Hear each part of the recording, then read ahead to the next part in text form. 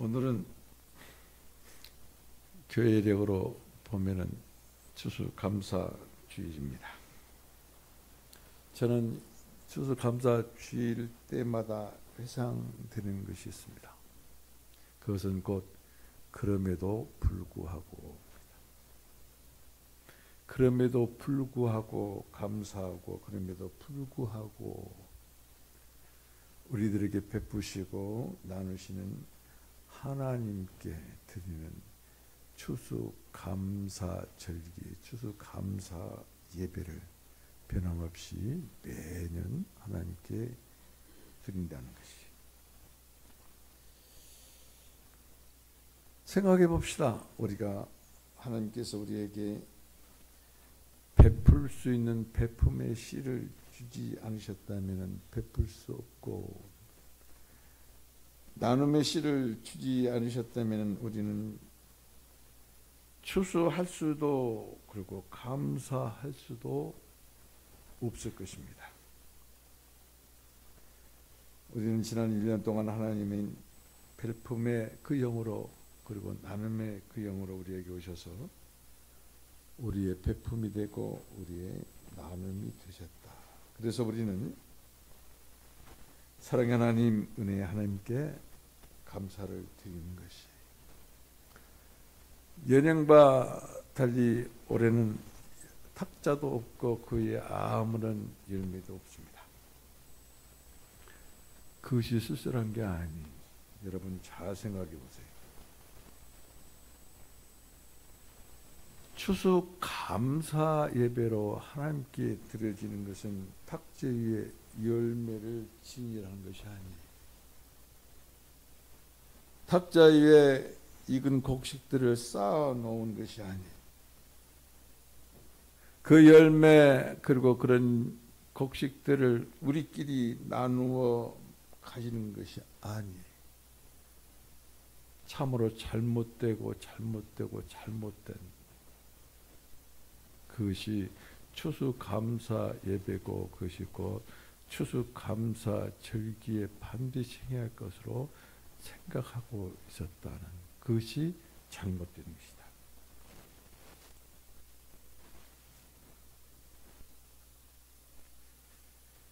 베품의 영과 함께 나눔의 영과 함께 하나님이 함께하는 나눔에 동참하는 것, 그런 삶을 사는 것. 오늘부터 그런 삶을 삶으로 내년 11월 셋째 주일에 예배를 드릴 때 나와 여러분들의 모습이 어떤 모습인가, 그것이 더 중요하다는 것이. 절기 예배를 통해서 절기 예배 때 내가 사과를, 배를 한 조각, 그게 감사하니 베풀고 나눔의 이 놀라운 일을 행하는 사람은 말이죠, 아까워하지 아니에요. 그런 사람은 내게 수중에 돈이 있고 없고가 문제가 아니라 할 수 있는 만큼 하나님께 드리는 것이. 근데 우리는 회비다 그래서 그걸 조금 걷어가지고, 그것도 누가 대표적으로 가서 떡 사와서, 감사 아닙니다. 제가 매년 그것 때문에 가슴이 아파했어요.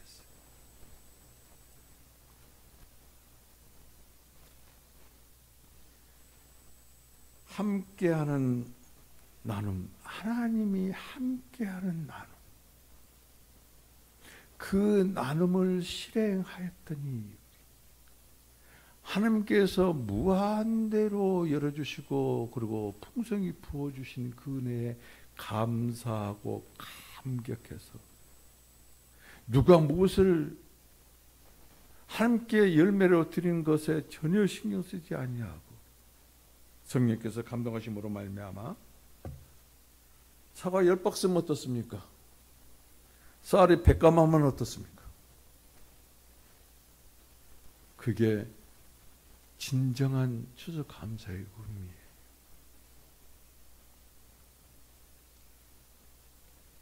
우리는 지난주 두 번에 걸쳐 가지고 출애굽 이스라엘 공동체를 통해 가지고 하나님께서 행하신 그 일들을 이야기를 나누었습니다. 이스라엘이 마라에서 한 나무가 주는 물을 마심으로 그 물을 마신 이스라엘 백성들 안에 솟아나는 샘물로 상징되는 엘림의 12샘물에서 솟아나는 샘물에서 흘러나는 그 생명수가 이른 그루의 종려나무에 흐르는 것을 우리는 보았습니다.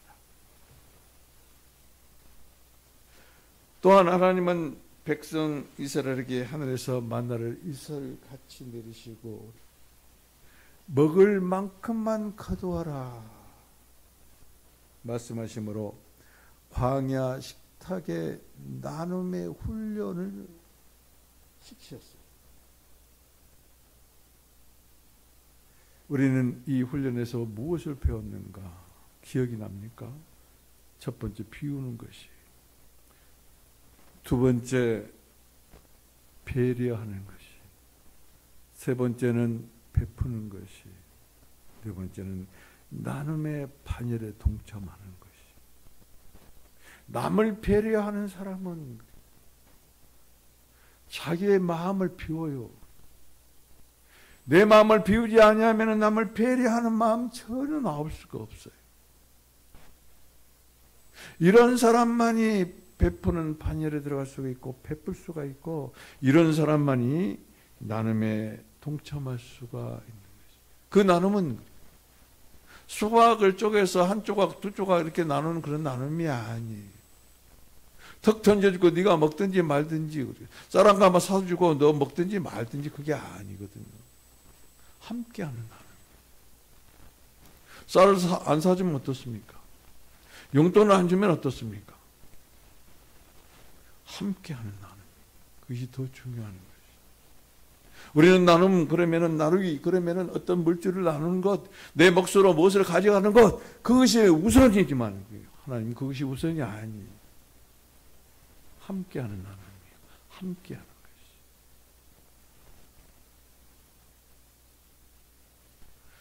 우리는 룻기를 통해서, 그래서 룻기서를 통해서 나아미와 룻기를 통해 서로 베풀고, 그리고 서로 나눔의 결실이 어떤 것인가를 보았습니다.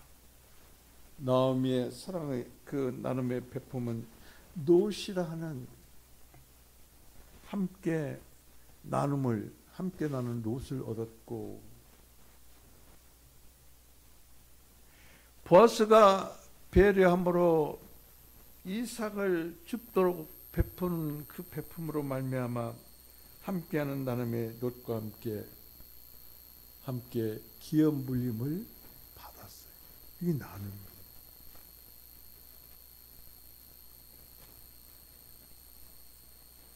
끈길 위에 있는 유다의 기업, 유다의 가문. 만약에 이때 끊겨버렸으면 마태복음에 족보가 없어요.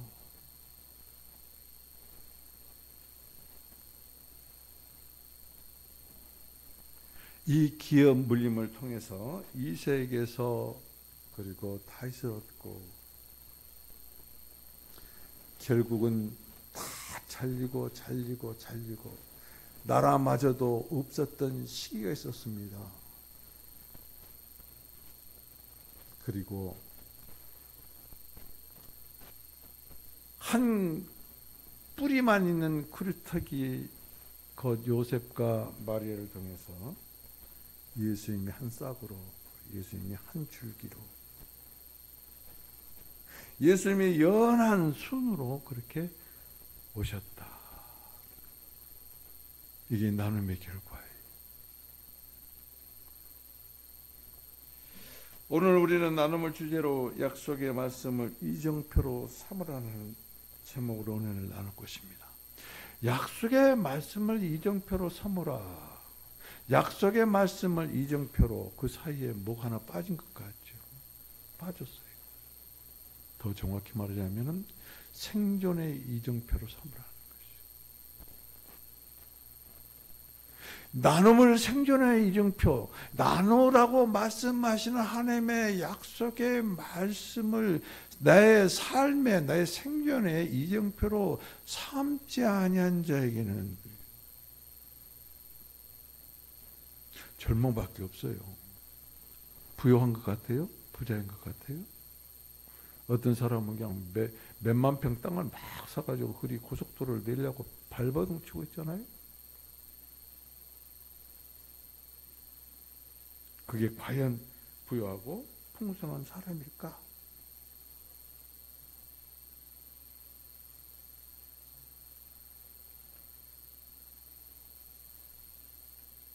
예수님은 말이죠, 본체신데 어떤 본체? 베품의 본체. 예수님은 나눔이신데 어떤 나눔? 나눔의 본체예요, 본체. 그분이 베품의 영으로, 그분이 나눔의 영으로, 갈망하고 원하는 우리 안에 그 영으로 오셔서 베품이 되어주시고, 그리고 나눔이 되어주시기에 탁자 위에 열매가 진열되어 있지 아니해도 우리 안에는 헤아려 수 없는 무한대의 더 많고 더 크고 더 풍성한 누림이 있다. 내게 물질이 많아서 감사한 게 아니에요. 물질 많은 사람 더 감사하지 아니에요. 물질 있는 사람 교회 떠나요. 왜요? 그 물질이 하나님보다 더 귀하고 교회에 줄 돈으로, 교회에 헌금 낼 돈으로 세상의 향락을 즐기려고 하기 때문에 그래요. 이와 같은 사람은 인생한 사람이다. 이와 같은 사람을 방황하는 사람이다. 이와 같은 사람을 방탕하는 사람이다.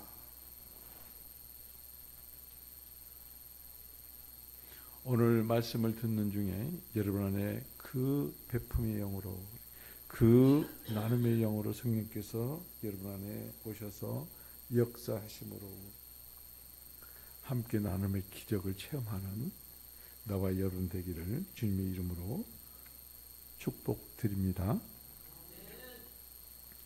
자, 그러면 나누면 나눌수록 커지고 더 많아지고 더 풍성해지는 함께 나눔의 이야기가 구약에 있다. 그런데 오늘 본문이 그것입니다. 그 이야기를 단연 뽑을 수 있다. 그것이 오늘 본문의 이야기입니다. 이 본문의 이야기.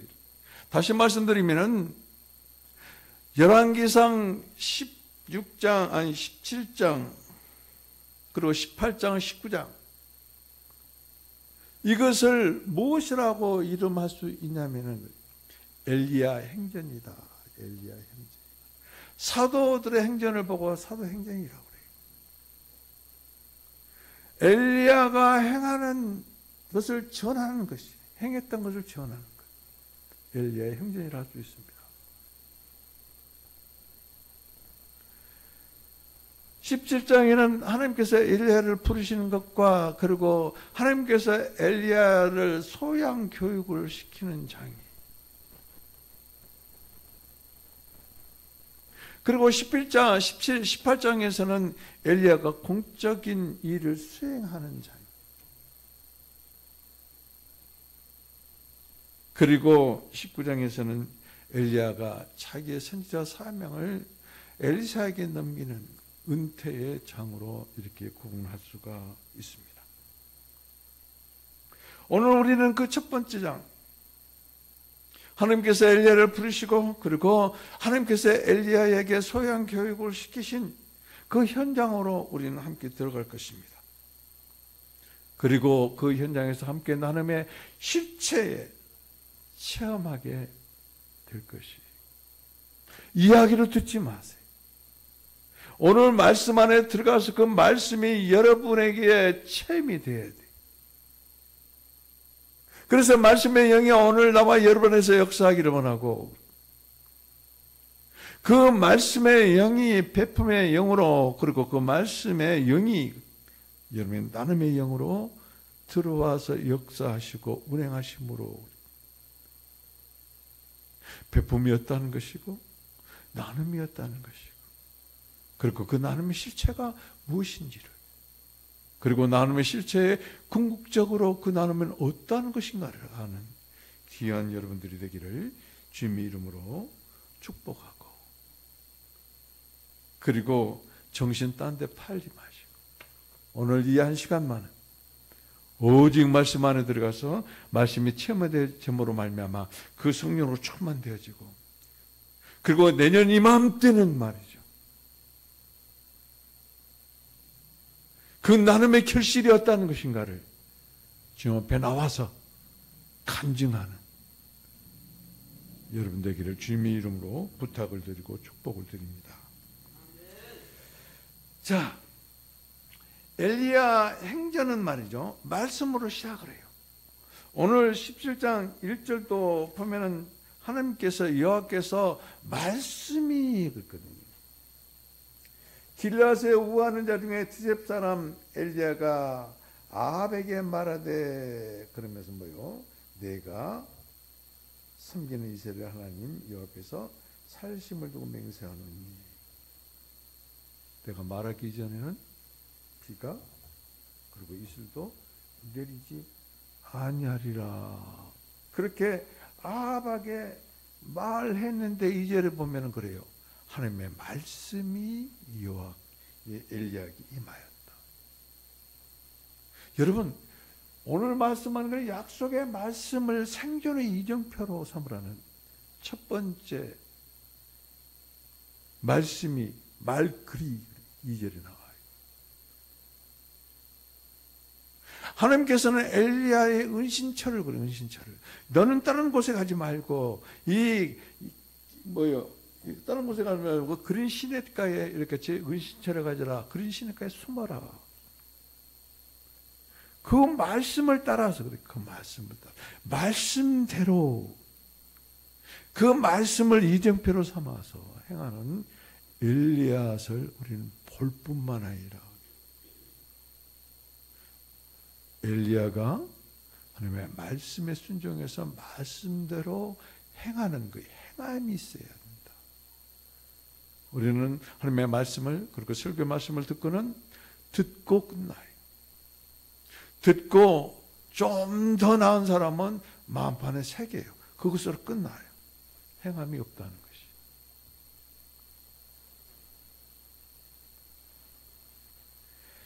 그리고 오늘 보면은 9절에 보면은 너는 일어나 시돈 사르밧으로 가서 거기에 머물라. 그러면은 거기에 있는 과부가 너에게 먹을 것을 주게 하였다. 그렇게 말씀합니다. 아직 가지도 않았어요. 그리고 그곳이 어떠한 곳인지도 지금 엘리야는 몰라요. 그럼에도 불구하고 엘리야는 그 말씀을 따라서 말씀대로 그곳으로 갑니다. 자, 그렇다면은 엘리야가 그곳이 어떤 곳이고 어떠한 위치에 있는 것을 정확히 알지 못하지만 이끄신 대로 갔어요. 그런데 엘리야가 알 수가 있는 것은 그곳, 곧 다시 말씀드리면은 이 시돈은 말이죠. 시돈은 바알 신앙의 본거지이다. 바알은 말이죠, 다신의 신이에요. 풍요의 신이에요. 근데 거기 가뭄이 들었어요. 우상의 본거지인 이 시돈에 들어갑니다. 왜 하나님은 그런 시냇가에 있게 하시면서 시냇물이 아무리 말라도 까마귀를 통해서 마실 물을 주시고, 그리고 까마귀를 통해서 고기를 공급해 주시면 되는데 왜 거기로 가라 하셨는가? 의문표가 붙어요. 그럼에도 불구하고 그는 그 물음표를 심중에 딱 숨긴 채 말씀대로 말씀을 따라서 시돈에 들어갑니다. 그리고 시돈의 사르밧에 이릅니다. 거기에서 이 엘리야가 아는 것은 그냥 바알 신앙의 본거지로만 들어가는 것, 그것으로 끝나는 것이 아니었다는 것이. 사르밧에 이르러 가서 보니까 그곳에는 말이죠, 부요했던 사람이 가뭄을 만나서 그런 집인 줄 알았다는 거예요. 우리의 속담에도 그런 말이죠. 부자가 망해도 3년은 먹을 것이다 오지 않아요? 근데 그런 부잣집이 아니. 부잣집이었는데 가난한 것이 아니, 가뭄을 만난 것이 아니.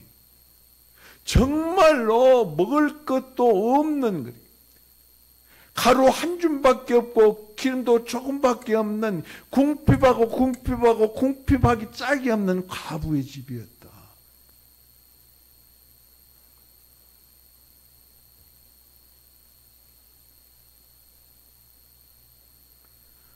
왜 하나님께서는 엘리야를 그곳을 은신처로 삼으라고 하셨을까? 왜 그랬을까요? 그것은 세상을 다스리는 것이 풍요케 하고 사람이 애를 많이 낳게 하는 다신의 종교가 지배하는 것이 아니다, 다스리는 것이 아니다는 것을 알게 하시기 위해서요. 우상이 아니라 하나님이시다.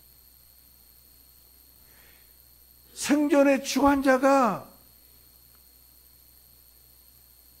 어떤 문제, 곧 가뭄의 문제가 좌지우지하는 것이 아니라 생존의 주관자가 하나님이심을 일깨워 주기 위해서 엘리야를 그곳으로 보내시고, 너는 그 우상의 본거지, 그리고 가장 가난한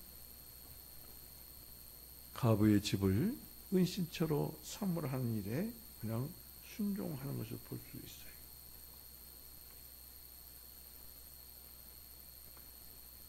왜요? 왜 엘리야에게? 왜요? 왜 사르밧 가부에게? 그리고 오늘 이와 같이 엘리야의 행전을 읽고 있는 읽은 독자인 우리들에게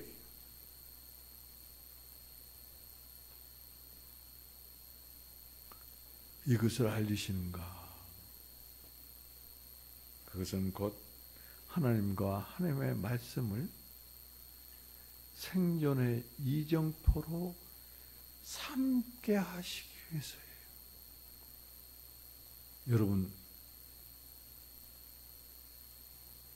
돈 없으면 못 산다고 그러잖아요. 다른 건 다 없어도 되는데 돈 없으면 못 살아. 돈이 우리의 생존의 이정표가 되면 안 돼요. 물질이 생존의 이정표가 되면 안 돼요. 세상의 어떤 주의가 내 생존의 이정표가 되면 안 돼요. 그건 있다 없어져요. 창세전이나 지금이나 영원토록 똑같으신 분, 변함이 없으신 분. 우상은 걷지도 못합니다. 우상은 말도 못합니다. 그런 우상이 아니라 살아계신 하나님. 하나님만이 내가 생존할 수 있는 길이에요. 이정표예요. 오늘 제목의 말씀처럼 하나님의 말씀을 생존의 이정표로 그 당시에 엘리야가 삼았고, 그 당시에 엘리야의 말을 듣는 사르밧 과부가 삼았고, 그리고 오늘 엘리야의 행전을 읽는 우리에게도 너는 무엇으로 이정표로 삼고 있느냐? 생존의 이정표로 무엇을 삼고 있느냐? 그건 아무것도 아니야. 나만이 너의 생존의 이정표야. 하나님이 이렇게 말씀하시는 것이. 이 이야기의 배경은 아주 극심한 가뭄, 곧 여러분 17장 1절 처음 전에 읽었잖아요. 내가 생명의 이스라엘 살아계시는 하나님을 두고 맹세한다. 내가 말하지 않으면 비도 내리지 않을 것이고 이슬방울 한 방울도 내리지 아니할 것이다. 그런 그 말 끝에 비가 안 내렸어요. 언제? 몇 년 동안? 3년 반 동안입니다. 그린 시냇가가 물이 다 말랐어요. 그러면은 그린 시냇가에 물만 말라느냐? 아닙니다. 하나님께서 내 은신처로 삼으라 한 시돈 사르밧도 물 한 방울이 없어요. 비 한 방울이 내리지 않았어요. 이와 같이 물이 없고 마실 물도 없는 그런 고통 가운데, 공경 가운데 빠져 있는 그 땅에 가서 엘리야는 말이죠, 나뭇가지를 줍는 한 과부를 이렇게 발견해요. 근데 그 과부의 집에는 말입니다, 떡이 없어요. 만들어 놓은 빵이 없어요. 그리고 마실 물도 풍족하지 못해요. 거의 없어요. 근데 그 여인에게 아주 다짜고짜로 당당하게 아주 강요를 하는 것을 볼 수 있습니다. 마실 물 좀 달라. 먹을 떡을 달라. 세상에 이런 무지몽매한 사람이 어디 있어요? 이건 남자지 않아요. 사람의 눈으로 봤을 때 건장한 남자예요. 연약한 여인에게 어린 자식을 건드리고 지금 먹을 것이 없어서 이 양식이 끊어지면 이제 죽을 것만 기다리고 있는 여인에게 마치 물고기 2마리와 떡 5덩어리가 있는 어린아이 도시락을 뺏어가지고 말입니다, 5,000명을 먹이는, 뺏는 그 예수, 한 줌에 물과 가루밖에 없고 그리고 기름이 조금밖에 없는 그 연에게서 그것도 뺏는 엘리야. 사람입니까? 사람이 생각했을 때는 하나님의 선지라는 사람이, 하나님의 아들 예수라는 사람이 이렇게 할 수가 있느냐? 얼마든지 비방하고 비난할 수 있어요. 그럼에도 불구하고 엘리야는 왜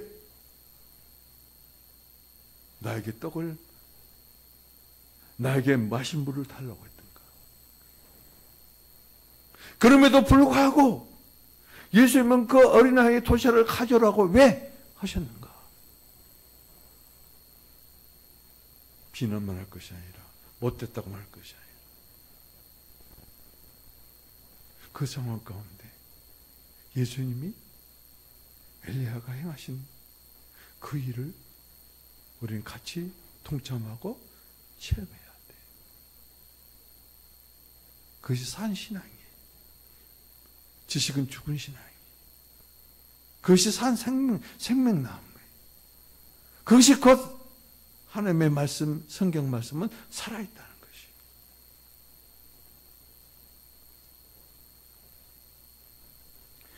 그러한 엘리야가 아바 왕에게 말한 것처럼 살아계시는 하나님을 두고 내가 맹세하노니, 이와 같은 말을 같이 합니다. 당신의 하나님 여호와께서 살아두심을 두고 내가 맹세한다. 그러면서 이제 이야기를 시작합니다. 여러분, 여기에서 우리가 잠깐 우리의 소위를, 내 자신을 한번 살펴볼 필요가 있어요. 사람은 누구에게나 향기가 있어요. 사람은 그 누구에게나 그 사람에게 배어있는 향기가 있어요. 그래서 그 사람이 자기가 누구라는 것을 밝히지 아니해도 그 사람이 어떤 사람이란 것을 우리는 직감할 수가 있다는 것이. 우리는 그리스도인이에요. 여러분들이 어느 곳에 가 있든지 내가 그리스도인이라고 스스로 밝히지 아니해도 잘 생각하세요. 잘 기억하세요. 여러분에게서 그리스도의 향기가 풍겨나고 있다. 이거 잊지 마세요. 알아봐요. 알아본다고요. 저 사람 예수인 같아? 교회 다니는 사람 같아? 그거 금방 알아요. 그것은 왜? 그리스도가 여러분 안에. 그래서 그 그리스도의 향기가 여러분을 통해서 드러나기 때문에 그래요. 엘리야는 사렙다 가보는 말이죠. 엘리야가 여호와의 신앙을 파수하는 파수꾼이다. 그걸 직감을 해요. 직감. 바로 알아차리는 것이. 그리고 그 무리함에 항변해서 당신의 하나님이 여호와의 살아계심을 두고 내가 맹세하노니 나는 떡이 없다. 거짓말 아니지 않아요. 떡이 없어요. 다만 통에 가루가 한 움큼 있고 다만 병에 기름이 조금 있을 뿐이다. 이것이 나와 내 아들의 마지막 음식이다. 마지막 만찬이다. 이것을 먹은 후에 우리는 죽을 것이다. 아무것도 없는 상태. 하나밖에 없습니다. 한 줌밖에 없습니다. 하나입니다. 이것을 먹어보면 아무것도 없어요. 빽이에요. 제로예요. 사렙다 가보는 아무것도 없는 사람이에요. 이렇게 항변하자 그 분위기는 정말로 뜨겁게 달아온 것 같습니다. 그런데 엘리야는 말이야 거기에 찬물을 쫙 끼얹어버립니다.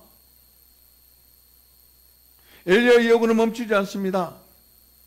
더 강요하는 것이, 다그치는 것이. 뭐라고 합니까? 그 가루로 먼저 나를 위하여, 그 가루로 먼저 나를 위하여, 그 가루로 먼저 나를 위하여. 현대적인 신사매는 퍼스트 레이디잖아요. 그리고 어린아이잖아요. 먼저. 나는 못 먹어도 그래. 연약한 여인인 당신이나 당신 아들이 먹어야지. 그게 사람이라면 그렇게 말해야 돼요. 근데 정반대입니다. 뭐라고요? 그 가루로 먼저 나를 위하여 떡을 만들고 그 후에 너와 네 아들 위하여 만들어 먹어라. 지금 그 말이거든.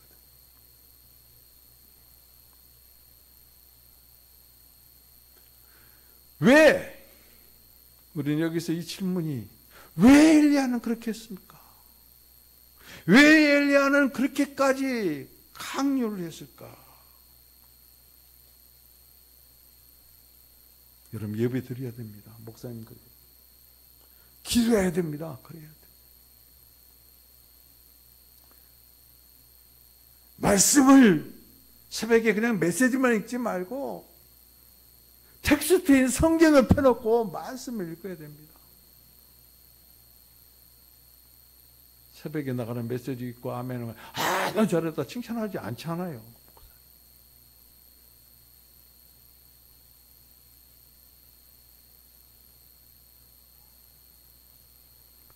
왜 엘리야가 그 여인에게 이와 같이 강압적이고 막무가내로 강요를 했을까? 왜 그랬을까요? 그것이 하나님의 뜻이기 때문에 그래요.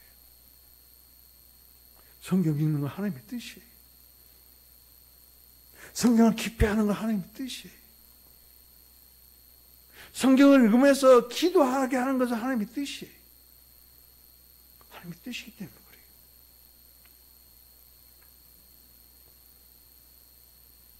하나님의 말씀이기 때문에 그래요. 여러분은 하나님의 뜻, 하나님의 말씀을 전하는 것으로 그쳐서는 절대 안 돼요.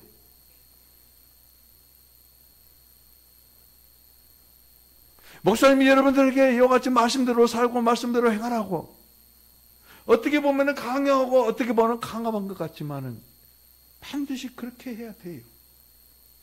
왜요?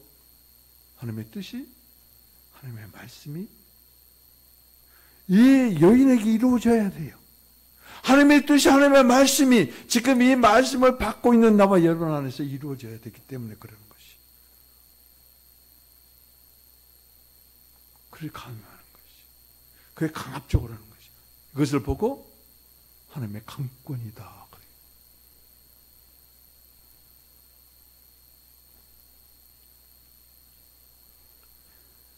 빼기, 베푸는 것, 빼기.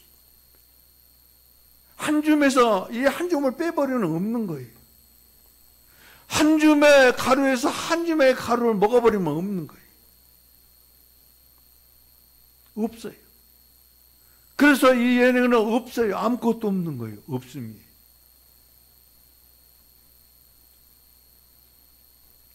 그런 여인에게 나를 위하여 먼저 떡을 만들라고. 그것은 그 여인을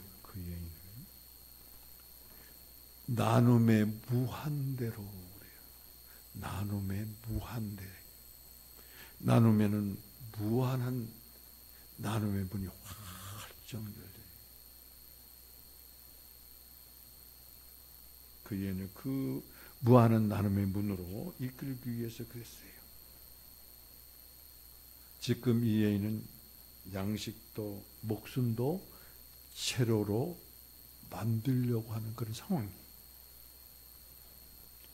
이 가련한 여인과 그리고 그 아들을 구원하고 생명으로 이끌기 위해서는 하나님의 강권이 역사해야 되기 때문에 그래요. 그래서 엘리야는 그 여인에게 이같이 강압적이고 그리고 강요하는 그것을 멈추지 아니했다는 것입니다. 그렇다면은 사르밧 이 과부에게 없는 것이 도대체 무엇일까요? 자, 잘 들어보세요. 지금 여러분 듣고 있습니다.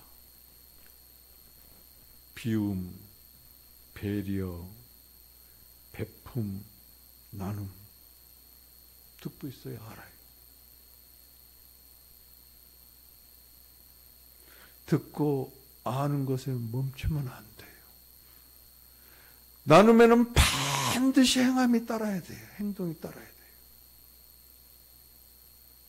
지금 엘리야는 말이죠. 이 여인에게 그 한 줌의 가루 중에서 나를 위해서 먼저 떡을 만들어 가져오라고 합니다. 그런데 이 여인에게는 행할 마음이 전혀 없어요. 행할 행위가 없다는 것이에요. 행동으로서 이것을 할 그런 의향이 전혀 없는 상태예요.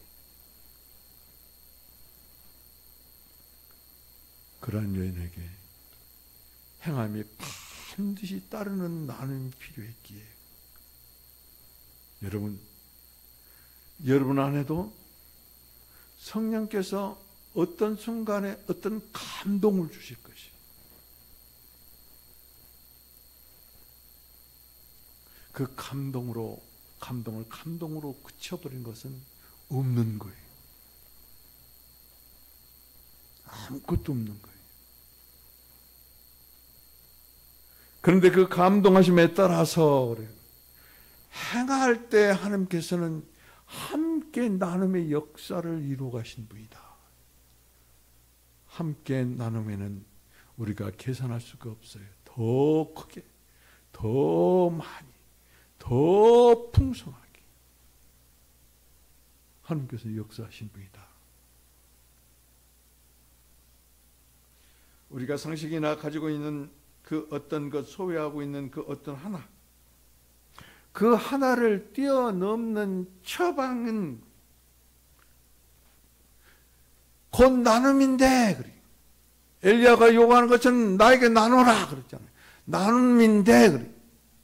그 처방에 온전히 순종할 때만이, 행동하는 것으로 순종할 때만이 그 나눔은 이루어지기 시작한다.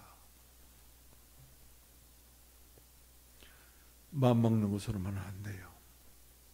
여러분 혹시 성령의 감동이 있었는데 뭐 교회에서 교회 뭐 하라고 그런 게 아니에요. 내 옆에 있는 사람, 내 주위에 있는 사람, 내 아내, 내 남편, 내 자식에게 어떤 것을 하라고 하신 성령의 감동이 있다면 그걸 행했어야 돼요. 했어야 돼요. 행했어야 돼요.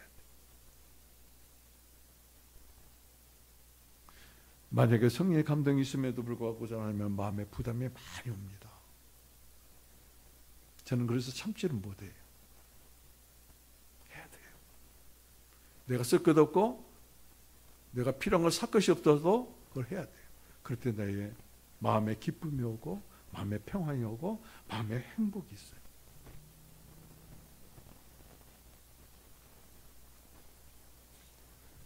지금 엘리야가 이와 같이 강요하는 것은 없는 그 여인에게 있음이 있어야 되는데 그 어떤 것인가? 있음 곧은 곧 행동이다.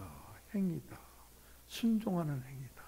하나님이 처방하는, 가뭄을 처방하는, 한 끼만 먹고 이제 죽으려고 하는 그 여인과 아들에게 구원과 생명으로 처방하는 그 처방, 그것은 곧 실행할 때만 가능하다.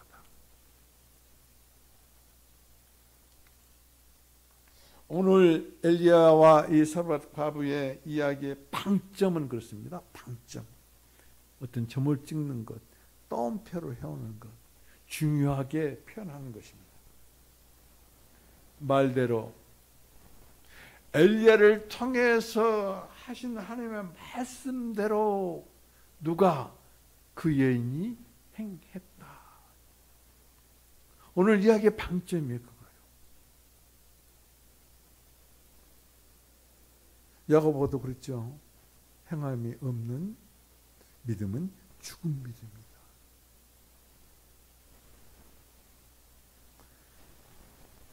나는 여러분들이 오늘 이 나눔을 이루고 가기 위해서는 반드시 하나님의 말씀이 곧 처방인데 그 말씀을 생존의 이정표로 삼고 행하는 여러분이 되기를 주님의 이름으로 강력하게 부탁을 하고 그리고 이룰 수 있도록 성령 하나님께서 함께 하시기를 주님의 이름으로 축복을 드립니다. 여러분, 이 베품은 말이죠. 하나에서 하나를 빼니까 없는 것이에요. 그런데 이 베품은 제로가 아니에요. 이 베품은 나눔으로 나아가는 거예요. 나눔의 문을 활짝 열어 젖히는 마중물이다. 누구에게 작고 큰 것에 관계가 없이 베풀 때, 그런데 그 베품을 내가 하는 것이 아니라 성령의 감동으로 예수 그리스도의 이름으로 베풀 때 하나님은 그 함께하는 나눔의 문으로 우리를 이끄시고, 그리고 그 문에 들어섰을 때 하나님께서 우리들을 위해서 예비해 놓은 것이 얼마나 풍성한지, 풍성한 나눔을 받게 되고, 자, 그러면 여기서 풍성한 나눔, 내가 부유하고 풍성해 된다, 그 그쳐버린다고요. 그게 한계예요. 왜 하나님이 우리를 부욕케 하고 우리를 풍성케 하는가? 나누라는 것이. 없을 때 하나님이 처방한 대로 순종하고 나누었더니 주님께서 풍성하게 채워주심을 인해서 그것을 감사함으로 또 나누었더니 지금 큰 풍성하신 예수님, 측량할 수 없는 예수님의 그 부여와 풍성을 누리고 나누는 그런 복된 교회가 될 수 있고 복된 가정이 될 수 있다. 자, 그러면 여기서 사람 이야기를 잠깐 하겠습니다. 여러분, 어떤 사람이 좋은 사람입니까? 여러분, 어떤 사람이 좋은 여자예요? 여러분, 어떤 사람이 좋은 남자예요? 좋은 여자가 좋은 아내인가요? 좋은 남자가 좋은 남편인가요? 좋은 사람이 좋은 성도인가요? 아니잖아요. 아닙니다.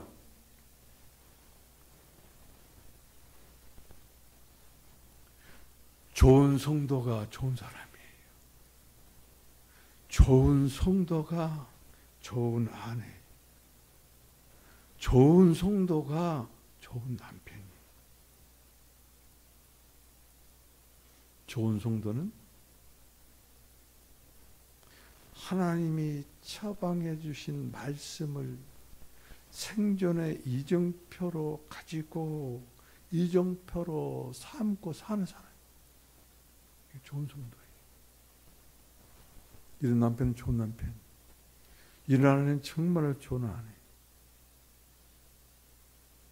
이런 성도는 정말로 하나님이 기뻐하신 성도예요.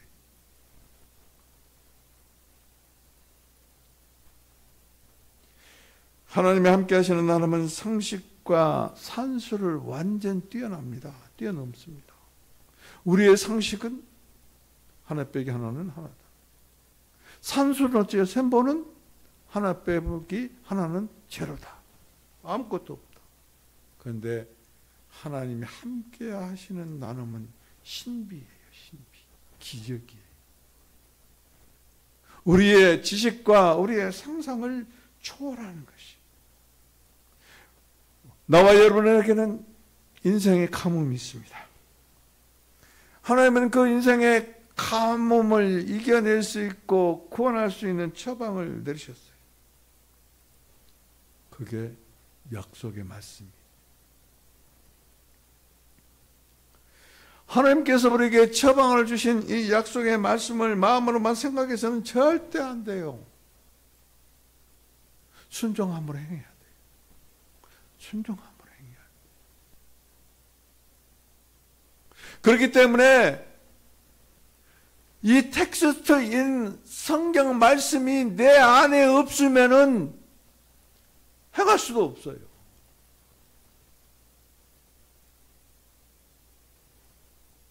새벽에 나가는 새벽 메시지는 여러분들을 텍스트를 이해하고 깨닫게 하는 길이에요. 길. 그러면은 새벽에 나가는 새벽 말씀을 가지고 성경 본문을 펼쳐놓고 읽어서 그 말씀이 여러분 안에 새겨질 때 하나님의 처방, 그 처방을 행할 수 있는 능력이 그 말씀에서 나와요.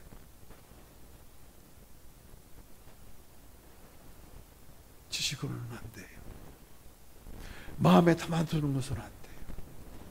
내 마음의 생각에만 남겨둬서는 안 돼요. 실행해야 된다는 것이. 우리가 순종함으로 하나님께서 우리에게 처방하신 인생의 그 가뭄의 처방을 행할 때 무한한 나눔의 문으로 우리를 이끄시고 우리는 그 나눔의 문으로 들어가고, 그러므로 통의 가루가, 그러므로 병의 기름이 떨어지지도 않고 없어지지도 않은 놀라운 풍성함을 우리는 누리고, 그 풍성함을 또 나누는데, 그 풍성함 나눔이 곧 예수 그리스도예요. 말씀이 없으면 예수 그리스도 없습니다. 말씀이 없으면 예수 그리스도의 그 영, 그 성령 없습니다. 성령 받지 않으면은 인생의 처방이 아무리 하나님께서 해주신다 해도 그 사람에게는 무용지물입니다. 믿고 처방해 주신 하나님의 약속의 말씀 부여잡고 생존의 길잡이로, 생존의 이정표로 살아가기를 주님의 이름으로 축복을 드립니다. 인간에게는 세 부류의 사람이 있다고 합니다.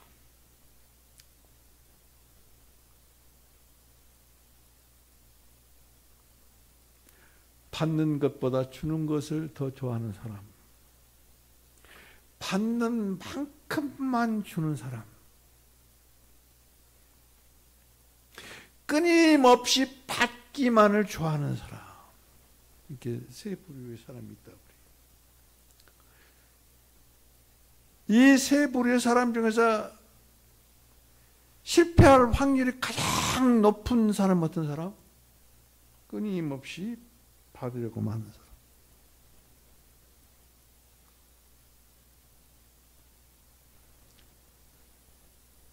그러면은 말이죠. 반대로 성공 확률이 가장 높은 사람은 어떤 부류의 사람? 끊임없이 받는 사람이. 역설적이지만 그래요.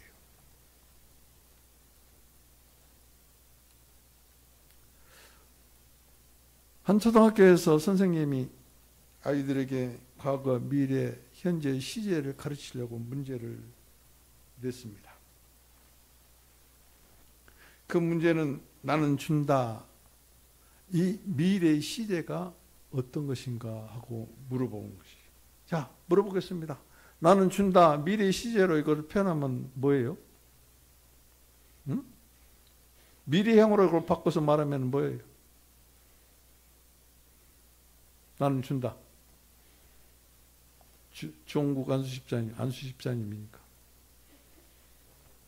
그래요. 미래시. 정답이에요. 정답입니다. 왜 그렇게 뭘 그게 어렵다고 그것을 입을 딱 다물고 있어요.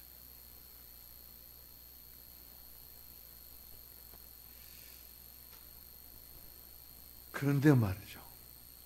그 국민학교 어린 학생 중에 한 아이가 이런 답안지를 제출합니다. 뭐라고요? 나는 받는다. 맞습니까? 틀립니까? 나는 준다의 미래 시대가 나는 줄 것이다. 그게 정답이에요. 그런데 이 아이가 딱 또박또박 써가지고 답안지를 제출하는데 나는 받는다. 틀린 답이에요. 그런데요, 삶의 이치로 보면은 정답 중에 정답이에요. 정답 중에 정답. 끊임없이 받으려고 하는 사람. 성공 확률이 가장 높고 실패 확률도 높지만 가장 성공 확률이 높은 사람.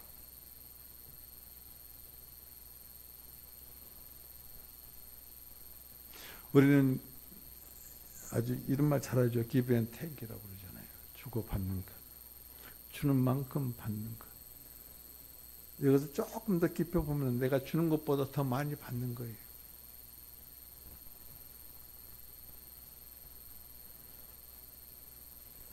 근데 예수님은 뭐라고 하십니까? 주라 그러면 내가 내게 줄 것이요. 하늘의 보화를 누르고 흔들어서 넘치도록 너에게 안겨주리라. 뭘 주면 그래. 주라 그러면 그래.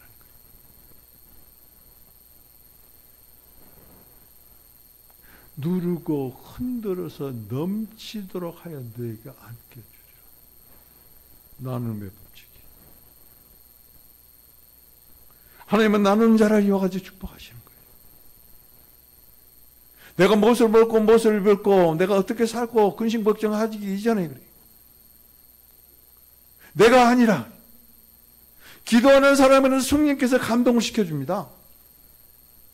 성령의 감동하심을 따라서 나눔의 삶을 사는 사람, 가뭄의 처방이, 인생의 가뭄의 처방이, 내가 힘들고 어려운 상황 가운데 있을 때 하나님께서 처방하신 것이, 순종하심으로 행할 때 하나님께서는 흔들고 누르고 넘치게 해서 안겨주신 하나님. 이 풍성이 더 크게, 더 많이, 더 풍성하게 우리에게 안겨주신 분이 하나님이시다. 오늘 이 말씀을 듣고 만판을 새기시는 분이에요. 이 본문의 말씀을 계속 읽고 또 읽고, 그리고 내년 이맘때쯤에는 이 엘리야의 행전을 가지고 17장의 말씀을 가지고 여러분들의 삶을, 생존의 삶을, 내가 이정표로 삼았던 이 삶의 그 과정을, 역경을 간증하는 여러분 되기를 주님의 이름으로 부탁을 드립니다. 인간은 남에게 무엇인가를 내어주도록 만들었다. 왜요? 우리는 하나님의 형상으로 만들어졌기 때문에 그래요. 하나님은 주시는 분이에요. 하나님은 당신 독생자 아들까지 내어주신 분. 그 형상이 우리에게 있어요. 그렇기 때문에 우리는 무엇인가를 남에게 주려고 만들어진 그런 존재이다. 그것이 우리의 정체성이다. 주는 자가 더 행복하고 주는 자에게 더 큰 평화가 있고 주는 자에게 더 좋은 일이 생기고 그리고 주는 자가 생각하는 것보다 더 높고 더 초월적인 그 목적을 갖는 체험을 함으로 그 큰 성취감을 갖는 나눔의 사람. 처칠은 이렇게 말합니다. 사람은 받는 것으로 생계를 꾸리지만 주는 사람은 주는 것으로 인생을 꾸린다.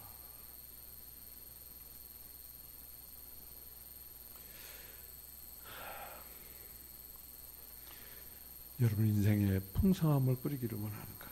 행복한 인생 그리고 보람찬 인생을 꾸리기를 원하는가? 나누십시오.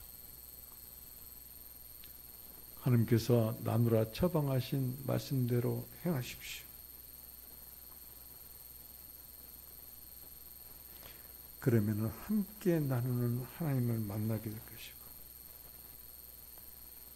함께하는 하나님의 그 나눔의 놀라운 풍성함을 받게 될 것입니다. 기도합시다. 주님,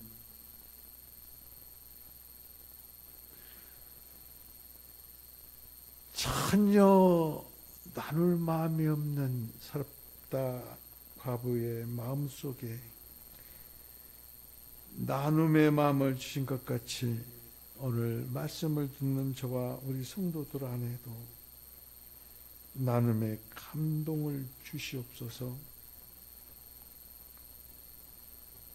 하나님의 기뻐하신 뜻을 하나님께서 인생의 가뭄에 힘들어하는 우리들에게 처방하신 약속의 말씀을 생존의 이정표로 삼아 행동하는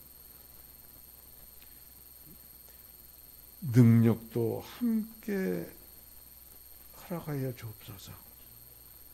그러므로 더 크게, 그러므로 더 많이, 그러므로 더 풍성하게 주님을 베풀고 주님을 나누고 주님께 영광을 올려드리는 우리 예광 성결교회 그리고 우리 성도들로 축복하시옵소서.